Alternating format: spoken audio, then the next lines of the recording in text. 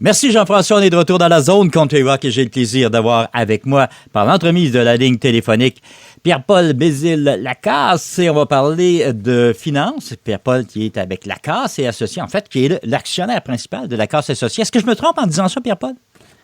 Ben non, absolument. OK. Bon, hey, Pierre-Paul, aujourd'hui, on va parler de quelque chose qui est vraiment important. On en parle de plus en plus, les taux d'intérêt. Et il est important d'être prudent lorsqu'on fait un emprunt à plusieurs niveaux parce que les taux d'intérêt, on est dans une période où ils sont vraiment très hauts par rapport à la période pandémique aussi.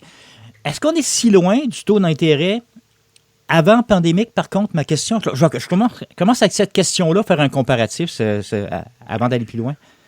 Oui, on est quand même je pense un 3-4, là je vote de tête, là, un 3-4% plus élevé sur les taux standards, mais là on parle des taux quand ils sont bas.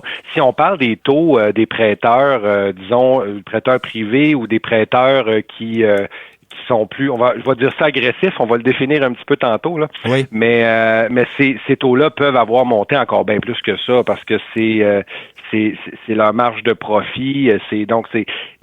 Oui, on a des taux vraiment plus élevés présentement. Le but de ces taux-là plus élevés, ben c'est sûr que ça a été augmenté par les augmentations de la Banque du Canada, évidemment. Oui. Mais le but de ça, c'est de ralentir la consommation, l'inflation, la consommation. Parce que si on a, exemple, on veut aller faire un voyage, puis qu'on avait dans l'idée d'emprunter pour faire ce voyage-là, ben si on emprunte à du 6%, c'est plus intéressant que si on emprunte à du 12%. Donc, c'est sûr que si on a affaire à des taux plus hauts, on va normalement restreindre un peu la consommation, les emprunts, et on va favoriser, théoriquement, encore là, que les gens gardent leur argent et ne la dépensent pas, et soit attendent ou soit la dépensent pour absolument des choses nécessaires. Oui. Là, on va mettre le doigt dessus. Là, on arrive, c'est un chiffre, 6 5 12 13 les gens, j'ai l'impression, ne voient le chiffre, mais s'en préoccupent pas tant que ça. Puis finalement, ils sont peut-être pas conscients de ce qu'ils payent par rapport au taux. Ouais, ben le gros problème dans tout ça, c'est que les différentes personnes qui ont des produits à vendre, des choses à financement, ben ils vont vendre un paiement. Donc, ce que les gens regardent, c'est le paiement, c'est combien? 300$. Ah ben oui, si je suis capable de me payer ça, peu importe le bien que j'achète, ça vaut la peine. Au lieu de regarder l'intérêt. Je dirais que c'est le premier constat dans mon bureau. Là, je le fais fréquemment, ce constat-là, puis particulièrement, je dirais, dans les dernières semaines, j'ai eu plusieurs clients que c'était ça. Les gens arrivent avec leurs papiers, donc ils les ont. On regarde les différents prêts, les différentes dettes, et on pointe tout simplement les taux d'intérêt aux gens, et les gens font le saut. Mais ça veut dire qu'ils n'ont pas regardé les documents qu'ils ont signés, et ils n'ont pas retourné non plus les regarder à nouveau. Je prends l'exemple tout le temps de la fameuse carte de crédit. Ben, les cartes de crédit doivent marquer dans combien de temps le prêt va être la carte va être remboursée si on fait les paiements minimums. Ben, c'est pas rare que sur ces états de compte-là, on voit du 50 ans, du 99 ans. Et quand on pointe ça aux gens, les gens capotent bien raide, à juste titre. Mais ça veut dire qu'ils l'ont pas regardé. Donc, il y a comme on veut regarder un paiement, on regarde ce qu'on est capable de payer, mais on se rend pas compte nécessairement tout le temps que on paye énormément d'intérêts. Et l'intérêt, à la base, des fois, les gens savent pas trop ça vient de où. C'est pourquoi que l'institution financière me charge 5% pour ça, 10% pour ça, ou peu importe. Ben, l'intérêt, dans le fond, c'est une démonstration en chiffres de la confiance que l'institution financière ou que le prêteur a dans notre capacité à rembourser. Fait que ça veut dire pourquoi un prêt hypothécaire, c'est à un taux d'intérêt plus bas qu'une autre sorte de prêt. Ben, c'est que les chances que quelqu'un rembourse son prêt hypothécaire sont vraiment, vraiment plus élevées que de rembourser sa carte de crédit. Parce que si on rembourse pas son prêt hypothécaire, ben, le créancier peut aller chercher la maison. Fait qu'on a un gros incitatif à payer notre maison. Oui, OK. Là, il y a une assurance prêt intéressante pour le prêteur. C'est ça. Fait que c'est ça qui lui permet d'avoir un taux d'intérêt plus bas. Et pourquoi deux personnes qui ont une maison similaire peuvent avoir des taux d'intérêt qui varient? Ben là, c'est en fonction du risque de la banque. C'est pour ça que si on n'a pas une bonne cote de crédit, si on a un taux d'endettement élevé, ben toutes ces choses-là viennent diminuer la confiance que les prêteurs ont en nous de rembourser, et donc, ça vient augmenter le taux d'intérêt. Donc, c'est pour ça un petit peu que les gens souvent disent, quand on n'a pas besoin d'argent, c'est facile d'avoir un prêt, puis quand on en a besoin, c'est difficile. Mais oui, les institutions financières ou les prêteurs sont là pour faire de l'argent, et si eux, ils ont un grand risque, si moi, je prête de l'argent à quelqu'un et qu'il m'assure un rendement de 26 mais il faut que je sache que c'est extrêmement risqué comme investissement, ce que je viens de faire là. Alors que s'il me garantit un revenu de 3 c'est parce que c'est pas mal sûr que je vais avoir mon 3 Là, je vous parle de règle du pouce, là, de grandes lignes directrices, mais c'est vraiment une notion de risque. Donc, quand exemple, les gens ne passent pas à la banque à un taux standard. Là, présentement, là, quelqu'un peut aller à une institution financière, essayer d'avoir un prêt personnel à du 10, 11, 12 dans ces eaux-là. S'il passe pas parce que son taux d'endettement est trop élevé ou sa cote est pas assez bonne, des fois, il va se retourner vers des prêteurs B qu'on appelle. Et là, tout d'un coup, il va passer. Fait que là, il va se dire, Colin, c'est bien meilleur, ces prêteurs-là. La réponse, c'est que oui, il va passer, mais il va passer des fois à des taux de 26 29 Et quand on va se mettre à regarder ce que les gens payent en intérêt, c'est incroyable ces montants-là là, que les gens payent. Donc, c'est pas parce qu'on passe qu'on devrait prendre un prêt. Ça, c'est la première chose que je dis aux gens, parce que des fois, les gens vont venir nous voir en prévention, puis ça, c'est très bien, parce que là, on peut leur faire l'analyse de, voici les options qui s'offrent à toi pour payer tes dettes, et on les regarde toutes les options. On regarde, évidemment, la faillite, la proposition de consommateur, mais si la personne a une capacité d'emprunt, on va regarder la consolidation de dette, le refinancement hypothécaire.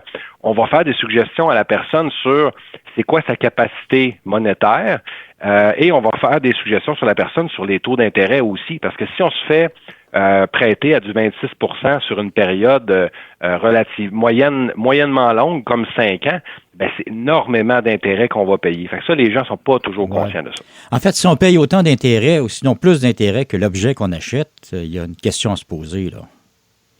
Oui, puis c'est une des choses à regarder. Les gens ne sont pas conscients du montant d'intérêt. Tu sais, des fois, on achète un véhicule, exemple, à 2,99 le taux d'intérêt. Des fois, les taux sont très, très bas sur les véhicules. Oui, effectivement. Oui, mais après ça, on vend, les garanties prolongées, les assurances, etc., etc. Et dans notre contrat, facilement, on peut voir c'est quoi le vrai montant qu'on paye. C'est quoi le vrai taux d'intérêt qu'on paye? Parce qu'on a un taux affiché, mais on a un taux sur d'autres produits qui sont pas nécessairement le 2,99. Okay. Et là, on est capable de vraiment aller voir très, très facilement, si on se donne 2 minutes la peine d'aller voir le contrat, d'aller voir c'est quoi le montant d'intérêt que je vais avoir payé d'ici 5 ans ou d'ici 7 ans, c'est quoi le montant de capital que je vais avoir payé, et je suis-tu vraiment prêt à disons, handicaper ma situation financière pendant toute cette durée-là? Parce que du capital, c'est qu'on paye un vrai montant, on paye une dette réelle, qu'on a eu l'argent ou qu'on a eu le bien de cette valeur-là. Mais de l'intérêt, c'est du vent qu'on paye. Hein. C'est parce qu'on a voulu avoir le bien financé au lieu d'attendre d'avoir l'argent pour le payer. Donc, ce que ça nous coûte réellement de l'avoir immédiatement, c'est ça l'intérêt. C'est quelque chose quand même. Lorsqu'on parle d'intérêt, là, on parle de premier, deuxième prêt, troisième prêt, ou souvent des prêts abusifs, là, parce qu'il y a des prêts qui sont légaux, d'autres qui sont pas, qui sont illégaux. Et à l'heure actuelle, les prêts légaux, c'est OK, c'est beau, mais il y en a des prêts légaux qui sont très, très, très, très élevés aussi, là. Absolument.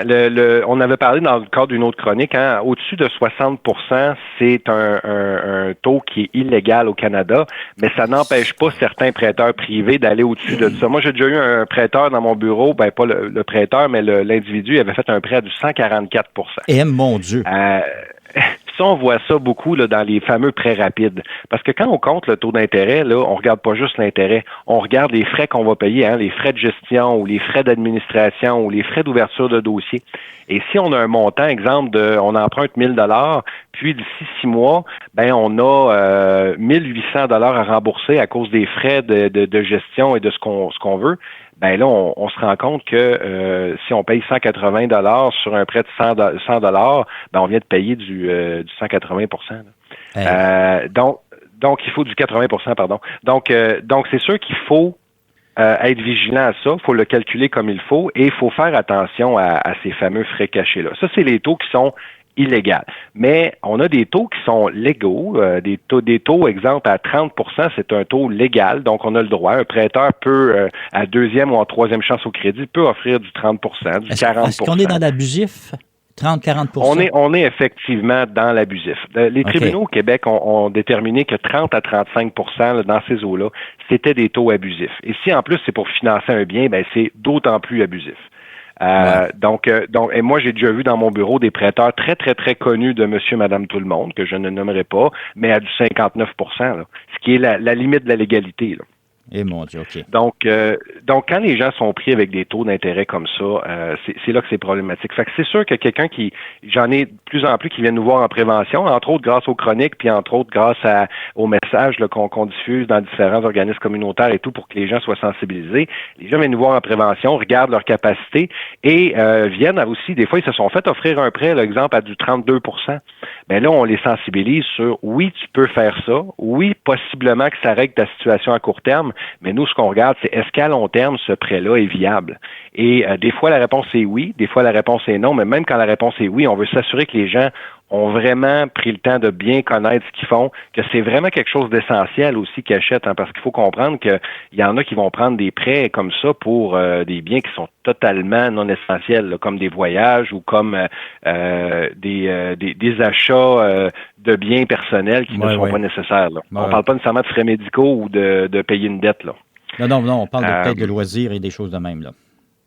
C'est ça. Fait qu'en fait, l'idée, c'est pour ça qu'on aime ça avoir les gens en prévention. Des fois, on va leur suggérer effectivement d'aller chercher un prêt, mais c'est rare qu'on va leur suggérer d'aller chercher un prêt à du 32 là. Du prêt au-dessus de 25, là, les taux comme de carte de crédit, là, ça devrait être de l'argent qu'on emprunte de façon temporaire, qu'on a un bridge qu'on appelle pour passer une situation problématique.